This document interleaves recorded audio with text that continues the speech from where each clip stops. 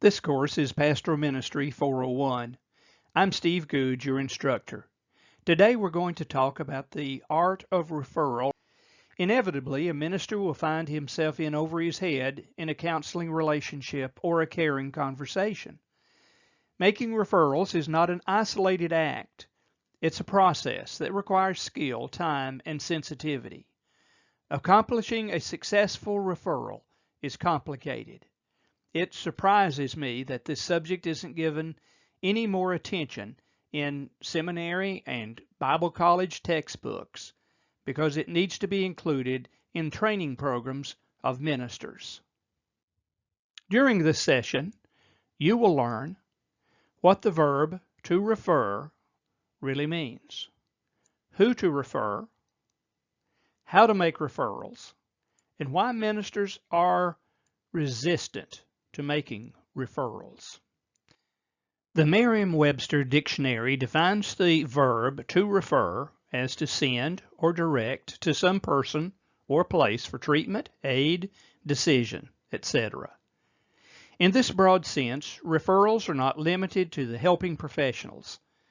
They take place every day between friends, family members, and co-workers for all kinds of services.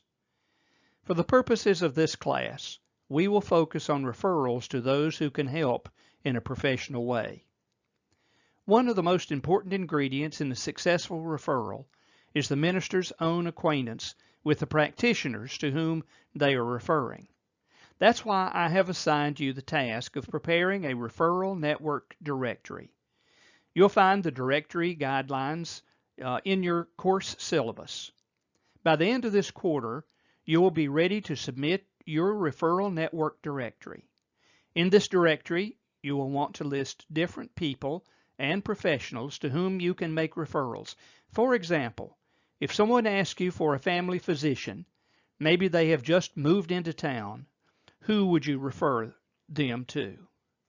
You will find forms to list these individuals that you could refer and then submit to me. You'll find that in the syllabus section of Populi. You might also include financial assistance, counseling services, children's protective services. You also might include professionals that could help with substance abuse, physical abuse, legal counsel, perhaps children's adoptive services. Now, there are several blanks for these professionals, and there's two blank sections that you can use that you might want to list some other professional that I've left out. Do you have to have 3 for each category? You'll notice there are 3 blanks. Well, no, 2 would be adequate, but 3 would even be better. Please put the addresses and phone numbers, and this can be something that I hope will be a very practical exercise that will help you when you need to use it. The question should be raised.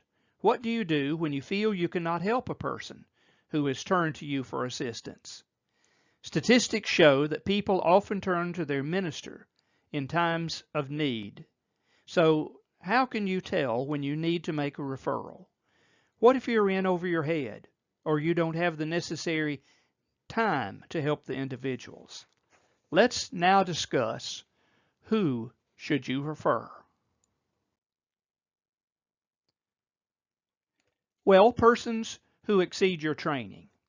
If you realize you have not been trained to help someone in a specific situation, then refer them. Refer a person who needs more time than you can invest. 4 or 5 sessions, 1-hour sessions, are usually the maximum recommended for seeing a person. If you develop a long-term relationship, they may become dependent upon you.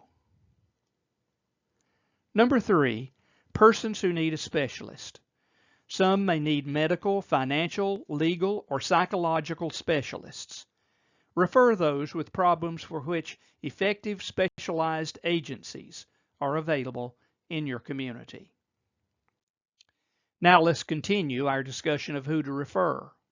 Number 4, persons with broken relationships with you. If you feel the relationship might be harmed by knowing certain things about them, then refer them. persons too closely related to you. Family members or church leaders you are close to should be referred elsewhere. And then number 6, persons who view you incorrectly or vice versa. This can involve transference or countertransference. If you feel you need to see this individual or you develop a chemistry with them that could lead to immorality, end the conversation politely and make a referral. And then a person who is psychotic. Those needing intensive psychotherapy should be referred. Signs would include delusion, hallucination, abrupt behavior changes, and severe depression. That's according to the American Psychiatric Association. The person may show signs that indicate the need for psychiatric treatment without delay. One sign is if the person believes that others are attempting to harm them, to assault the person sexually, or to influence them in a strange way. Another warning sign is if the person has grandiose delusions about himself. A third characteristic to watch for is how he or she shows abrupt changes in their typical pattern of behavior. That's according to the National Institute of Mental Health. Additionally, he may hear voices, experience hallucinations, or smell odors that just simply do not exist.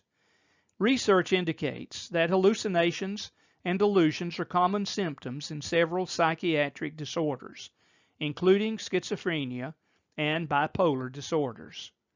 Another concerning sign is if the person has rigid, bizarre ideas and fears that cannot be influenced by logic. The person may also engage in repetitive patterns of compulsive actions or obsessive thoughts. Disorientation, such as being unaware of time, place, or personal identity, is another sign of severe mental illness. Moreover, the person might be depressed to the point of near stupor or exhibit strange elation and or agitation. Finally, withdrawing into his inner world and losing interest in normal activities are a sign that the person needs urgent psychiatric care, as those behaviors are often associated with severe depression and psychosis. Now, on this slide, we will conclude those who we are to refer. Persons who are overtly suicidal. Be sure that you refer these individuals. Research indicates that people who experience suicidal thoughts or intentions need immediate professional intervention to ensure their safety. Then, number 9, persons who are severely depressed. This is often linked to suicidal ideation and other harmful behaviors, and referral to mental health professionals is critical for these individuals.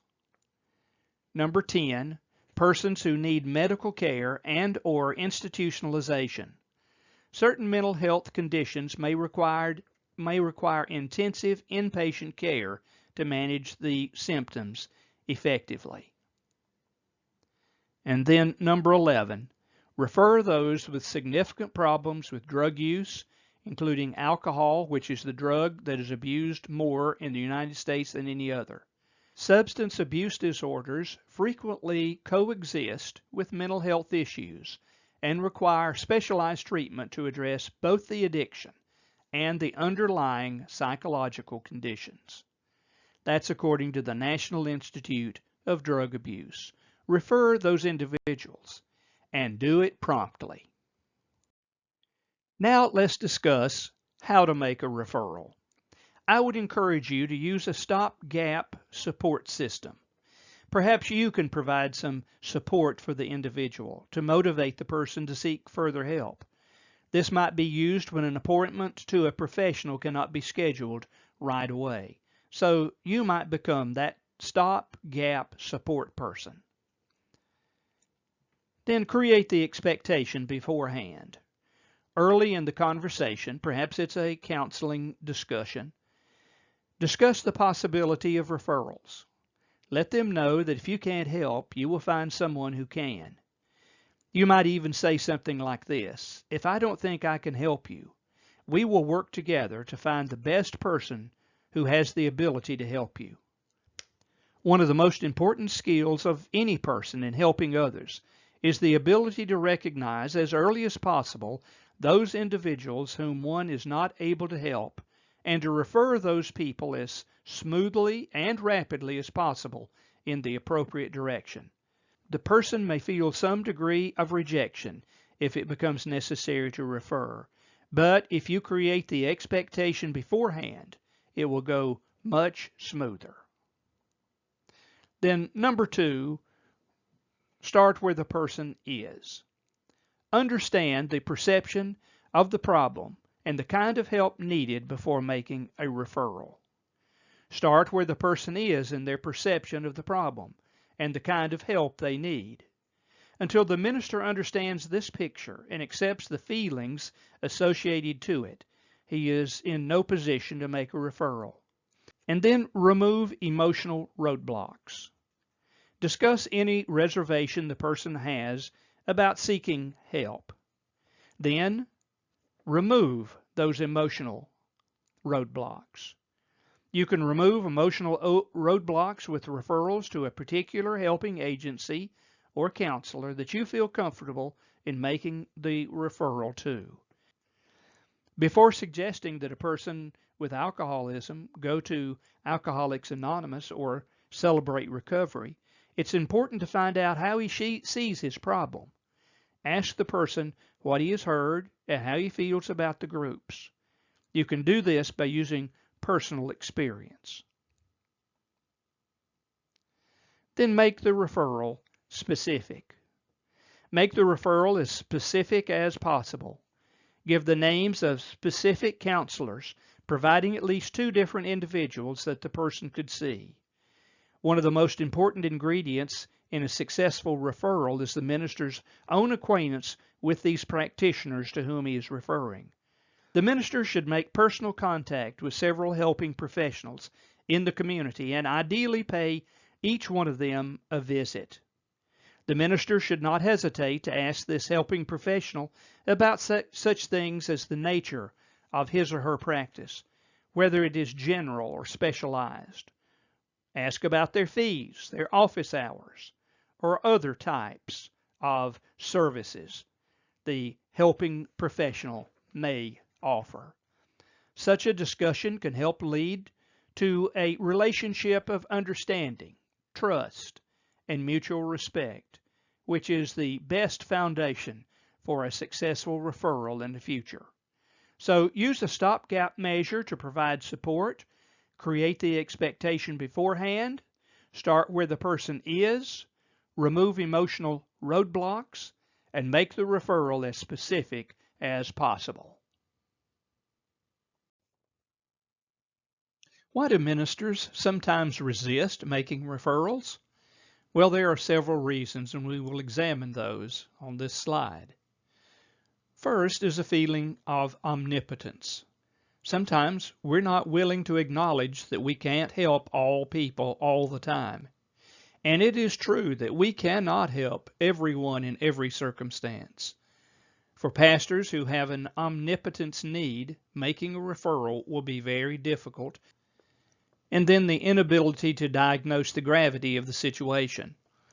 Ministers may not have the clinical training to recognize when a referral is necessary, such as in the case of suicidal ideation.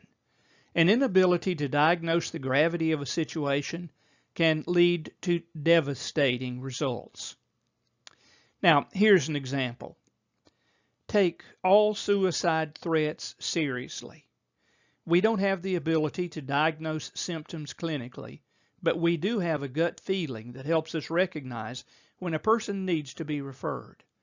Our gut feeling will help us understand if we're scared, if we are being seduced or being manipulated, so we can use those feelings to determine when a referral is necessary and then make that referral. The desire to be seen as helpful can lead ministers to try to handle situations that they are not equipped to handle. Our need for approval is a real need. Every minister wants to be approved or affirmed, which is a common human need. If we allow our need for approval to override our good judgment, however, it can hinder our ability to make a necessary referral. Ministers may fear that referring someone will lead to a sense of rejection by that individual and the loss of that friendship or relationship. Our fear of a lost relationship keeps us from making referrals. We may fear that suggesting a referral will lead a person to a feeling of being rejected, and therefore we may lose that friendship. Our feeling of offending a person is similar to this concern. Concerns that a referral may lead to negative outcomes, such as a non-Christian counselor ridiculing the person's faith, that can deter referrals. Our fear about a destructive referral is real. This highlights the importance of having a referral directory with individuals we feel comfortable referring our church members and our friends to. Here are 4 resistance questions to ask when hesitant about making a referral. First, is the person showing resistance? Are you resisting making a referral? Why is the resistance present? You might need to ask that question. Am I showing resistance? And then, if so, what is the reason for showing resistance? These points highlight the importance of having a well-prepared referral network directory, which includes trusted and vetted professionals. By being prepared and understanding the art of referral, ministers can better serve their congregations while acknowledging their own limitations. This concludes our narrated PowerPoint, but before we wrap up, I have a special treat for you. Head over to the Syllabus tab in Populi and look for the link section in the top right corner of the screen. Click on the video labeled Bob Newhart Therapy. In this skit, Bob Newhart plays a therapist with a very unconventional method. His approach to counseling is both incredibly simple and hilariously straightforward. While his advice might sound easy to follow, I have to give a disclaimer. I wouldn't actually recommend referring anyone to this particular therapist. You'll see why soon. So, sit back, relax, and get ready for a good laugh as Bob Newhart shows us his unique take on therapy in this unforgettable performance.